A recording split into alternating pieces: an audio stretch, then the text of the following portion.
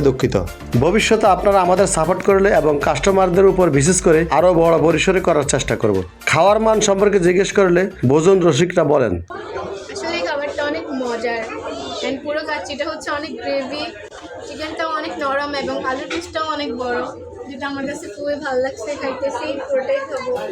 অপরদিকে কাচ্চি কুইনের স্বত্বাধিকারী মোহাম্মদ হুমায়ুন কবির মুন্সি বলেন, এই প্রথম আমরা হাজীগঞ্জে কাচ্চি কুইন নিয়ে আসছি। চাঁদপুরে আপনার কাচ্চি ডাইনিং এবং কাচ্চি লাভার্স আছে। তো হাজীগঞ্জে এখন পর্যন্ত কোনো কাচ্চির ব্রাঞ্চ হয়নি, যার কারণে আমরা একটা উদ্যোগ নিয়েছি যে কাচ্চিটা মানুষকে সার্ভ করবো।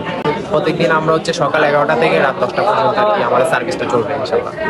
আজকে অনেকে আমাকে কল দিয়েছিল, অলরেডি 4-5 জন আমাকে বলছে ভাইয়া 10টা 5টা 20টা এর পর্যন্ত সর্বোচ্চ লেভেলের একটা অর্ডার আসছিল, বাট আমি অর্ডারগুলো অ্যাকসেপ্ট করতে পারি নাই, কারণ আমি খুবই চাপে ছিলাম। আমাদের একদম 1:1 যেটা কাচ্চিটা, সেটা 300 থেকে শুরু।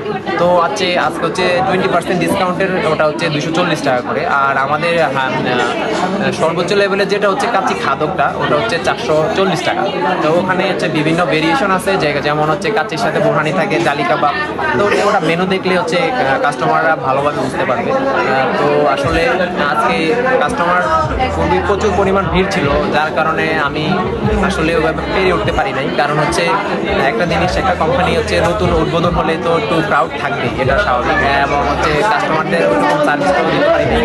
তো আসলে আমি নেক্সটে আমি নতুন একজন উদ্যোক্তা।